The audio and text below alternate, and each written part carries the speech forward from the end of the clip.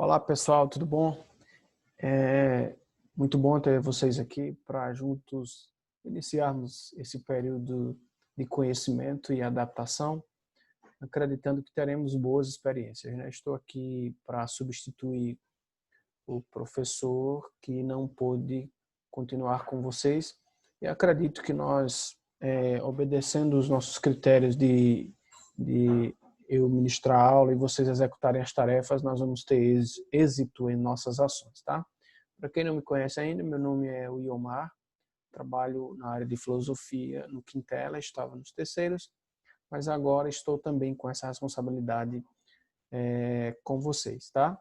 A nossa aula já deveria ter acontecido desde a semana passada, mas eu não estava ainda na incumbência de ter vocês enquanto alunos, né?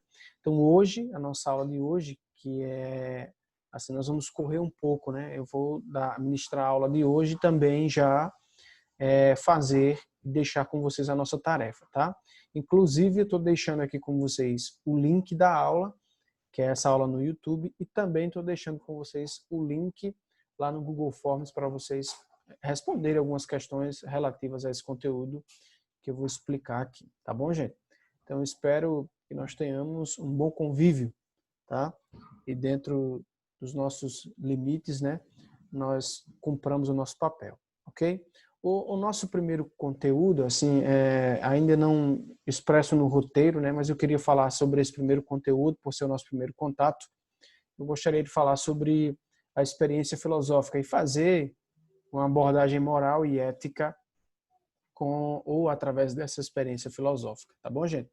Então, o nosso conteúdo é bem simples, é bem objetivo, para justamente também dar tempo para que vocês respondam a atividade que eu deixei lá no Google Forms. Lá no Google Forms tem um pouco de atenção, tá? Porque tem a parte dizendo de vocês colocarem, inserirem o nome de vocês, tem a parte de vocês assinalarem a turma, a opção correspondente à turma que vocês pertencem, mas tem lá muitas turmas, que eu tenho diversas turmas.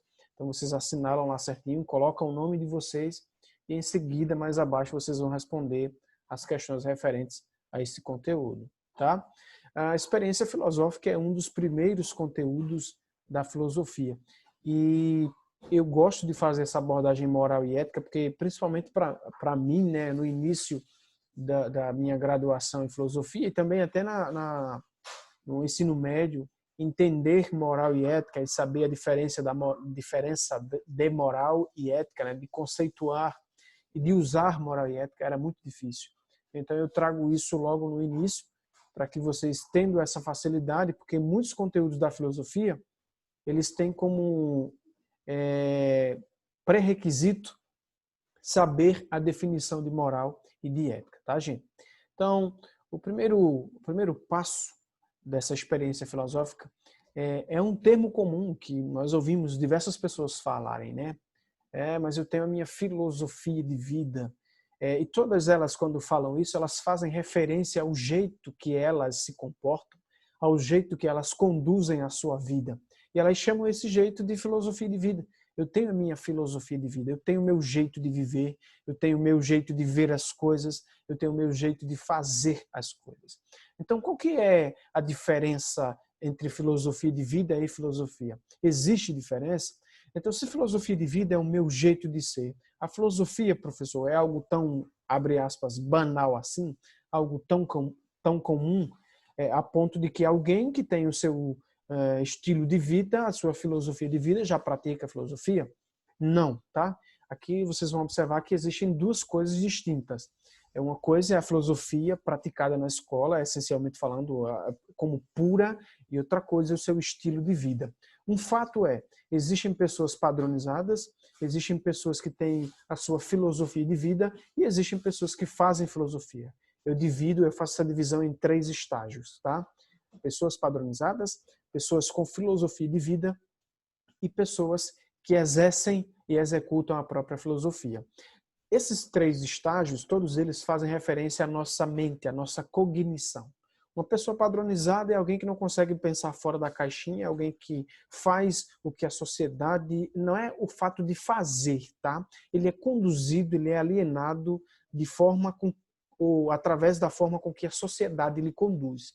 E ele não percebe que está dentro desta bolha, dentro deste casulo, ok? E assim o é por toda a vida. Além dele não perceber, existem os que têm filosofia de vida, que é o passo seguinte, que sabem que estão dentro dessa bolha, mas estão confortáveis lá, tá? Então, existem os padronizados que não sabem e vivem uma vida inteira desse jeito. Existem os que são padronizados, mas sabem que estão vivendo dentro de um padrão, mas não querem sair por ser confortável, às vezes por ser seguro, tá? E existem os que fazem filosofia, aqueles que não estão confortados, não se acham confortáveis no lugar que estão. Costumo falar que a filosofia não traz, não é uma busca pela verdade. É também, a filosofia é uma constante busca pela verdade, mas para buscar a verdade, essa busca permite com que eu saia do meu lugar tranquilo e vá até um lugar que eu não conheço. E todo lugar desconhecido me causa curiosidade, me causa ansiedade, me causa medo. E esse acervo de curiosidade, de ansiedade, de medo, é um ambiente em que a filosofia, tendencialmente, em alguns momentos, vai me proporcionar. Porque eu estou saindo de um lugar seguro, de um lugar tranquilo, para um lugar desconhecido. E todo desconhecido é curioso, né? Essa busca pela verdade. Então, definido esses 3 estágios, é possível definir filosofia? Para mim, não. Porque a filosofia, como é uma constante busca pela verdade, como a filosofia é sair do lugar tranquilo para um lugar que não é tranquilo, tá? A filosofia muda constantemente. Então, é possível definir aquilo que muda? Não, porque muda, tá? Se vocês observarem os 3 exemplos que eu usei, uma pessoa padronizada e uma pessoa que é padronizada, mas que sabe que está padronizada, é fácil de você identificar. O que a Maria, o que o Pedro faz? Só faz uma coisa, só faz aquilo, só pensa daquele jeito, só faz a coisa daquele jeito. Então é fácil identificar uma pessoa assim? Sim, claro. Mas alguém que pratica o verdadeiro exercício da filosofia não é fácil, porque ela vai mudando conforme as suas necessidades de encontrar a verdade. É possível definir filosofia? Não é possível definir alguém que realmente pratica a filosofia. Filosofia não se confunde com ciência, tá? No início, na filosofia pré-socrática, como a gente chama, né? Até que a própria filosofia e os primeiros filósofos eram confundidos, ou o que eles praticavam, a filosofia que era praticada, era confundida com a ciência. Porque quando a gente sai do período mitológico e chega na era sai do mito e vai para uma era mais racional, os primeiros filósofos, tentando encontrar o que vocês definem, o que a filosofia define como arqué, que é o princípio natural das coisas, eles tentavam encontrar uma explicação para este mundo através de elementos naturais. Então, para Tales, por exemplo, era a água; para Heráclito, o fogo; para Empédocles, os 4 elementos; para Tales, Pitágoras de Samos, eram os números; para Demócrito, o átomo. Então, todos esses indivíduos trataram de encontrar uma explicação para a nossa realidade através de um elemento. Então, esse elemento que hoje é associado à ciência, nesse primeiro instante, a filosofia não foi confundida com a ciência, ela também era a própria ciência. Mas agora não, agora são separados. Por que são separados, professor? Porque a filosofia é algo que muda constantemente. Tá? Já a ciência não. A ciência ela é padronizada. Mas isso é um demérito? Não.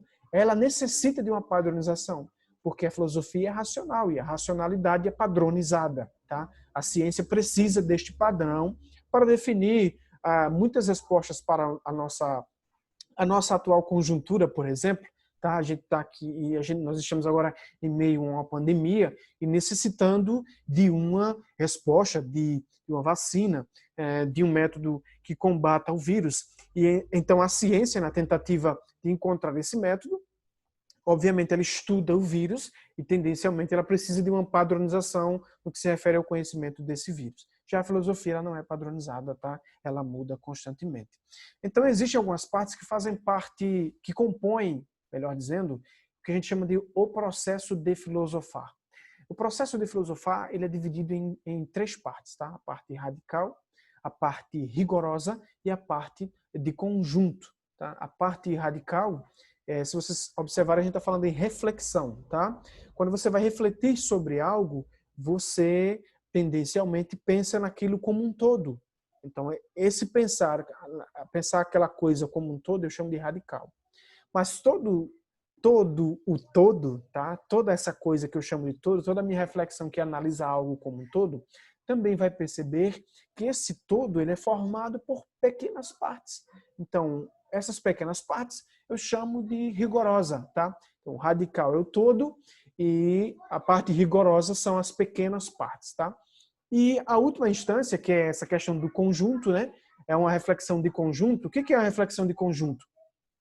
É quando, tendencialmente, eu analiso as partes rigorosas, são as pequenas partes, e vejo qual que é o meu posicionamento sobre o todo, sobre o radical. Tá?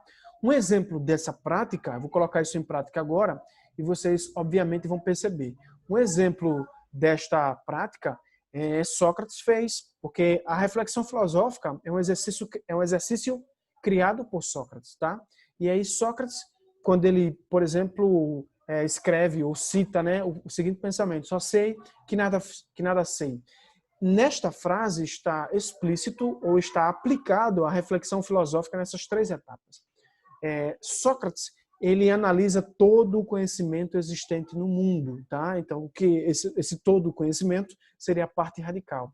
Então, Sócrates percebe que esse todo o conhecimento ele é formado por pequenas partes: português, matemática, história, geografia, isso colocando para a nossa atualidade hoje, tá? Porque na época não eram essas as áreas.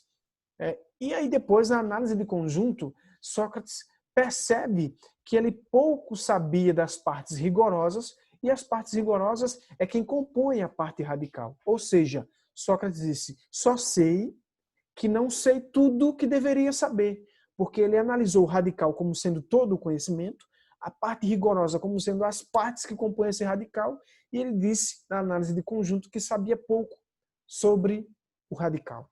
Ele conhecia pouco das partes rigorosas, tá? Isso é mais ou menos a nossa análise, a nossa reflexão filosófica, as partes que compõem.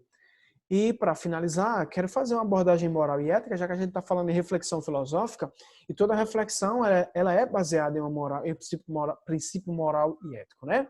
Então, a palavra moral, ela vem do latim, significa mos ou mores, e significa costumes, tá? Moral significa costumes. Observem bem esse detalhe. Já a palavra ética vem do grego, ethikos, e significa modus de ser. Os dois significados, né? Um é moralidade ou costumes, tá? Um é costume, o outro é modo de ser. Todos eles fazem referência a coisas que estão dentro de nós, duas coisas que estão dentro de nós. Os nossos costumes e o nosso modo de ser. Mas se vocês observarem bem, o costume é algo que está para dentro, é algo que eu percebo, tá? É algo que eu assimilo. Já o modo de ser é a execução, é o meu modo de ser. Uma prova disso é que, por exemplo, até pela própria definição ali no terceiro ponto, ó, moral é um conjunto de valores e ética é a reflexão sobre esses valores. Eu percebo que, através da primeira definição, que moral é o costume, que a moral é a minha formação, é a forma com que eu pego as coisas que me ensinam, que a sociedade diz, que a escola me diz, que meus pais me falam, que meus irmãos, meus tios, minha família me fala, e ponho aquilo para mim. Então, aquilo forma o meu conjunto de valor. E a ética é a forma como eu vou me comportar, se eu vou ou não praticar o que eu tenho com o meu conjunto de valor. E como é que seria isso na prática, professor? O quarto ponto diz ali, a moral é um conjunto de valores pelos quais as pessoas guiam seus comportamentos. E por isso está sujeito a mudanças a depender do país e do momento histórico em que as pessoas estão inseridas. Eu vou citar esse exemplo também. Mas imaginem agora uma aplicação da moral e ética. Estamos nós no mesmo ambiente aqui escolar, tá? Nós estamos dentro da sala de aula, tá? E vocês sabem que dentro da sala de aula existem algumas regras. Regras da família, quando você sai de casa, às vezes o pai diz assim, não faça isso, a mãe diz, não faça isso. O próprio ambiente escolar, às vezes ele também traz algumas regras para vocês, né? Não pode subir na carteira, não pode subir na cadeira, não pode fazer uma série de coisas dentro da escola. Imaginemos que nós estamos dentro do ambiente escolar. E aí, o que acontece? Eu pego a regra, também sou aluno, tá? Eu pego essa regra e coloco dentro do meu conjunto de valores. Uma regra da escola, não pode subir na cadeira. O nosso colega, ele também ouviu a regra, aquilo também deveria fazer parte do seu conjunto de valores, mas ele vai e sobe na cadeira. Ou seja, primeiro passo, esse indivíduo não pegou essa regra e não colocou no seu conjunto de valores.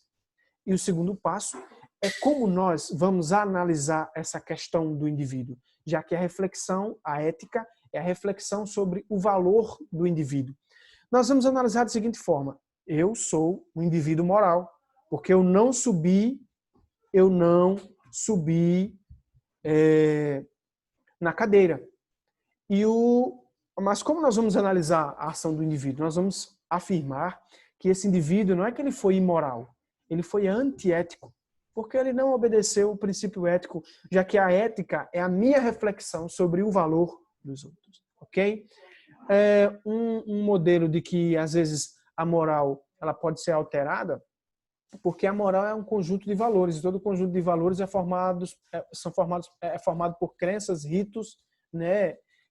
Isso alterna muito de país, como está escrito ali no finalzinho. Tem um detalhe aqui, tá? Às vezes, a nossa moral ela não é aplicada em outros países porque nós não conhecemos o conjunto de valores do outro país, tá?